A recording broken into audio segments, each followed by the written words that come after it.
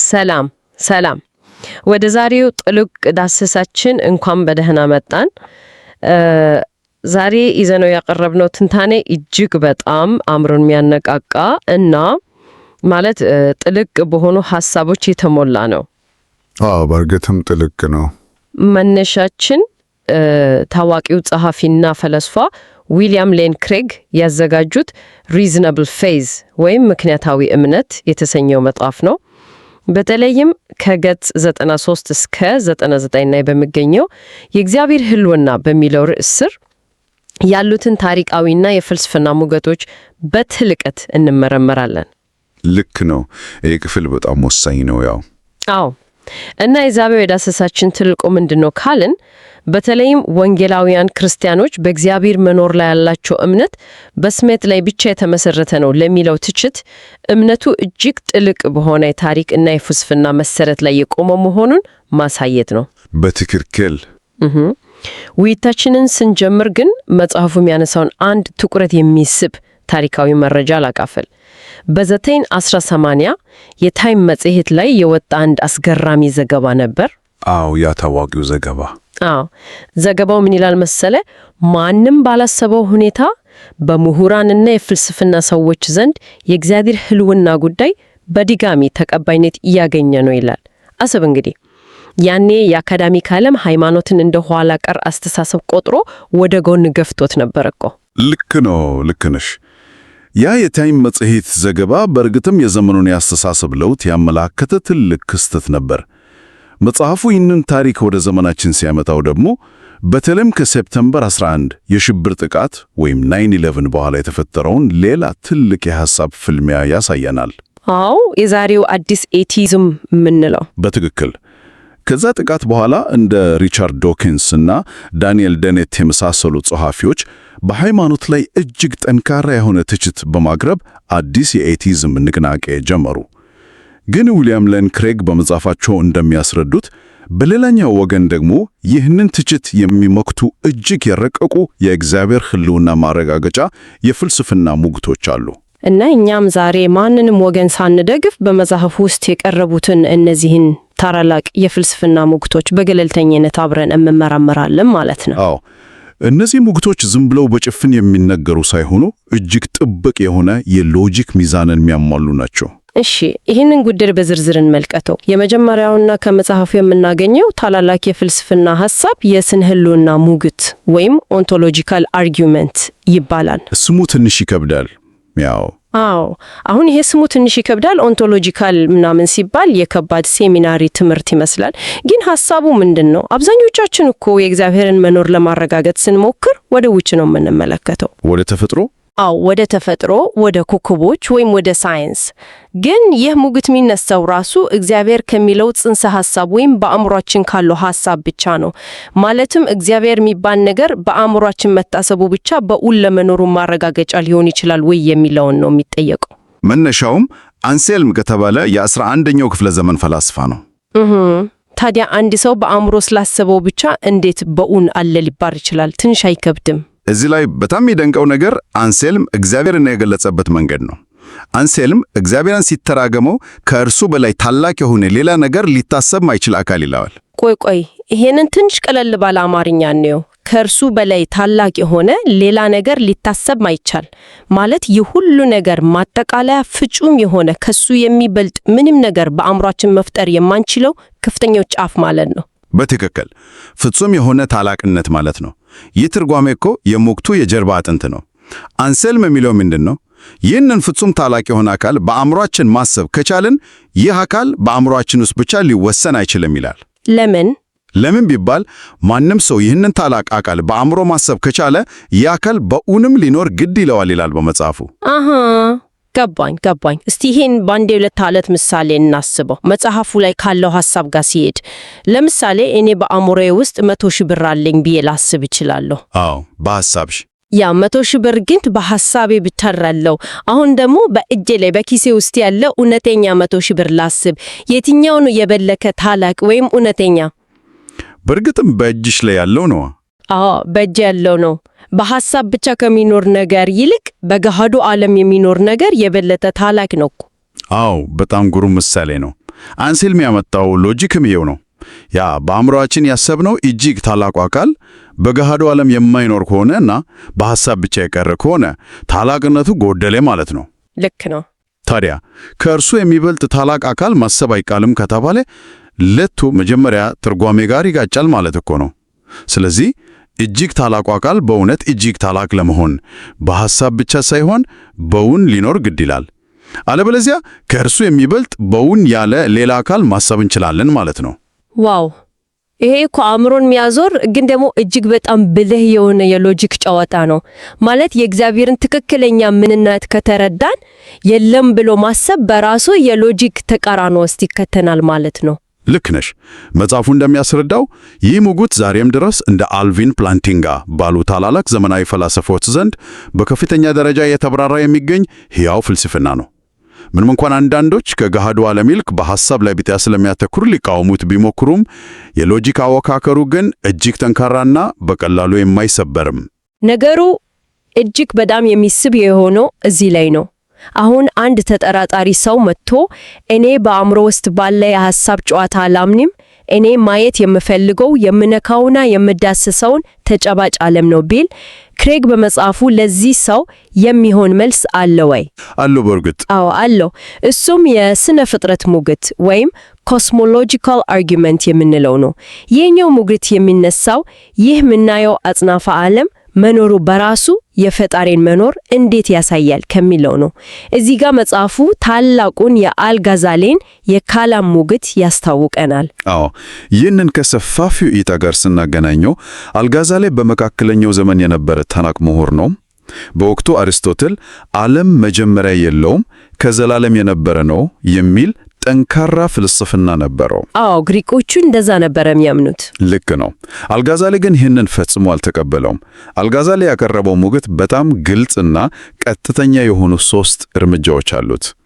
አንደኛ፣ መነሻ ወይም መጀመሪያ ያለው ማንኛውም ነገር መነሻ ምክንያት አለው። ሁለተኛ፣ ዓለም መጀመሪያ አለው። ሶስተኛ፣ ስለዚህ ዓለም መነሻ ምክንያት አለው።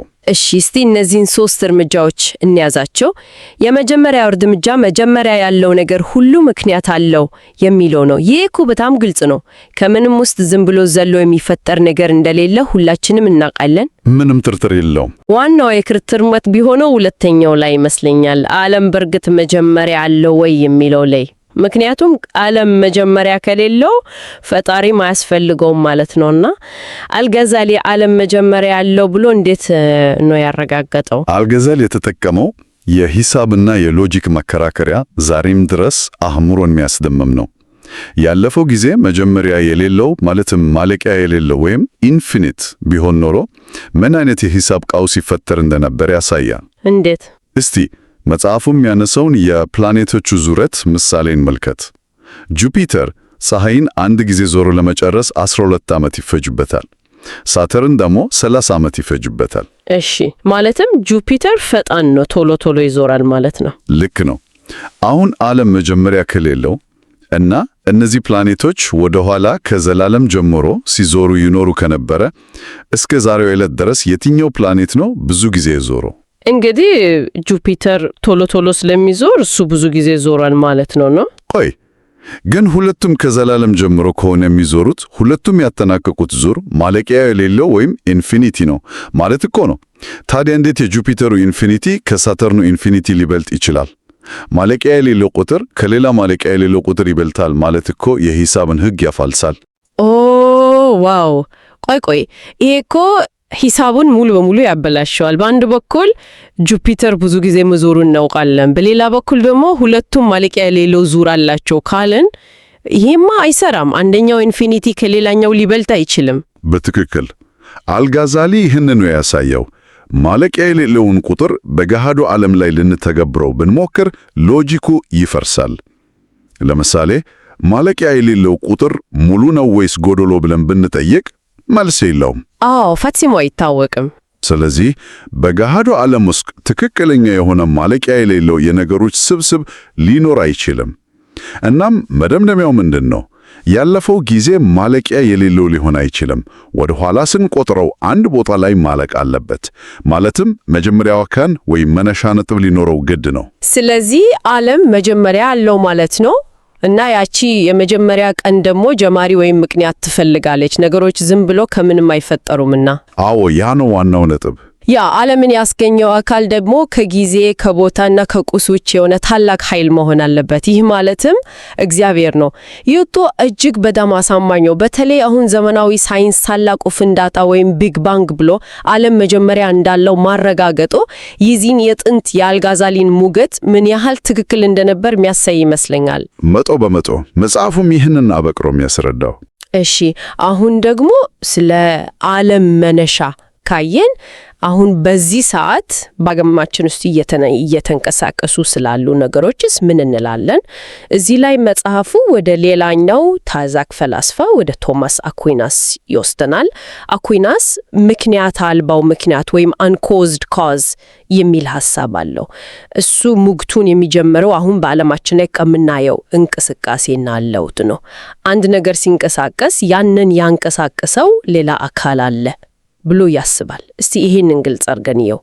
አኩይናስ የሚለው አሁን የምናየው ለውጡ ሁሉ ከእርሱ በፊት በነበረ ምክንያት የተፈጠረ ነው። ያም ምክንያት በበኩሉ ሌላ ምክንያት አለው። ነገር ግን ይህንን የምክንያቶች ሰንሰለት ወደ ኋላ ማለቂያ በሌለው ሁኔታ መቆጠር በፍጹም አይቻልም። ለምን አይቻልም?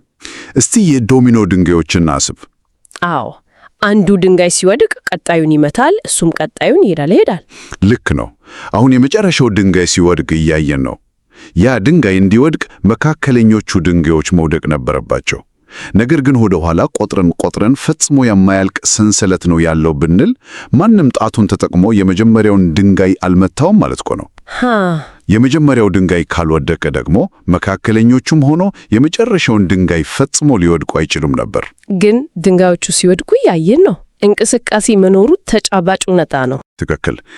እንቅስቃሴ መኖሩን ነው እያየን ስለሆነ ይህን ሁሉ ሰንሰለት የጀመረ ነገር ግን ራሱ በሌላ ምክንያት ያልተጀመረ ማንም ያላንቀሳቀሰው የመጀመሪያ አንቀሳቃሽ ያስፈልገናል።